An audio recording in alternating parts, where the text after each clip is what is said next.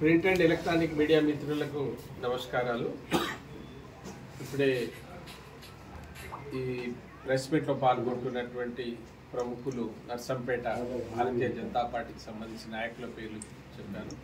దాంతో పాటు ఈ పార్లమెంట్ నియోజకవర్గానికి కన్వీనర్గా ఉన్నటువంటి నా మిత్రుడు క్లాస్మేట్ జయదీ రెడ్డి గారు కూడా దీంట్లో భాగస్వాములు అవుతా ఉన్నారు.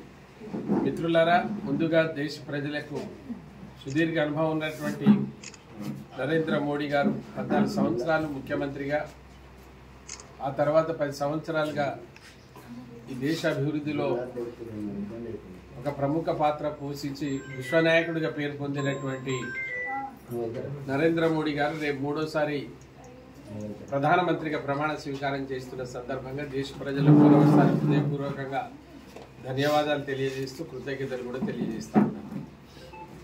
మరి ఇక్కడ తెలంగాణలో కూడా ఎన్నికలు జరిగినాయి. ఎన్నికల్లో నేను మహిబాద్ నియోజకవర్గం నుంచి భారతీయ జనతా పార్టీ నుంచి పోటీ చేయడం జరిగింది. ఇక్కడ జరిగినటువంటి ఎన్నికల సరళిని చూస్తే తెలంగాణలో ఉండేటువంటి 17 స్థానాలు 8 స్థానాలు కాంగ్రెస్, 8 స్థానాలు బీజేపీ పార్టీ విజయం సాధించిన విషయం మీకు తెలుసు. ఎన్నో రకాలైనటువంటి మాటలు, ఎన్నో అపనిందలు. ఇక్కడ 0 వస్తుందని ఒకరు, అసలు వాళ్ళకి ఇక్కడ ఏముంది, పార్టీ ఎక్కడ ఉన్నదని ఇంకొకరు. మరి 8 మంది అంటే 8 ఏళ్ళు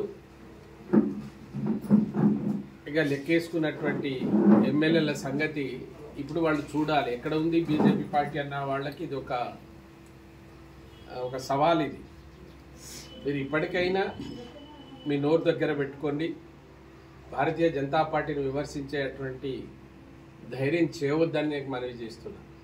దానికంటే ముందు నా విషయానికి వస్తే మీకు అందరికీ తెలుసు, నేను ఇది రాష్ట్రంలో ఒక ఉపాధ్యాయుడిగా, ఒక ప్రొఫెసర్గా కాకతీయ యూనివర్సిటీలో పనిచేసిన నేను తెలంగాణ ఉద్యమంలో సాయశక్తులు పనిచేస్తే మరి నేను చేసిన పార్లమెంట్లో ఆ రోజు పంపించడానికి కూడా నర్సంపేట పాత్ర ముఖ్యమైంది.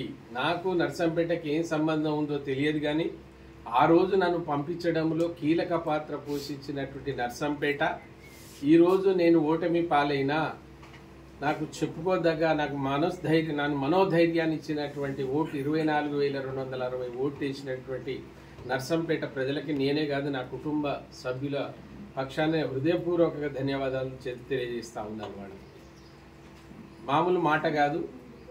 గతంలో చూసినటువంటి ఎన్నికలు ఇప్పుడు ఎన్నికలను చూస్తే ఆ సరళి ఉంది, మీకు ఇస్తాను. నేను ఎట్లా ఆ రోజు 2019లో జరిగినటువంటి ఎన్నికల్లో ఏం ఓట్లు వచ్చినాయి నియోజకవర్గాల వారీగా, ఇవాళ ఏం ఓట్లు వచ్చిందనే దాన్ని చూస్తే 6-7 రేట్లు ఎన్నికల్లో ఓట్లు పెరిగాయి. ప్రజలు ఇచ్చిన తీర్పును నేను అంగీకరిస్తా, దాంట్లో అభ్యంతరం లేదు. కానీ ఈ దౌర్భాగ్య సమాజంలో ఇంకా 50 కోట్ల రూపాయలు పెట్టి ఎన్నికలు గెలిచినట్టుగా వాళ్లే చెప్తున్నారు. గెలిచినటువంటి వాళ్ళ దగ్గర నుంచి సమాచారం వస్తుంది. ప్రజలు 250 రూపాయల చొప్పున ఓటుకు ఇచ్చి గెలవడం అనేది ఎంతవరకు సమంజసమో ఒకసారి అర్థం చేసుకోవాలి. అదేవిధంగా డబ్బులతోనే పుట్టినటువంటి పార్టీ బీఆర్ఎస్ పార్టీ. డబ్బులు లేకుంటే ఎన్నికలు ఉండవు, ఎన్నికలు ఉంటే డబ్బులు ఉండాలి.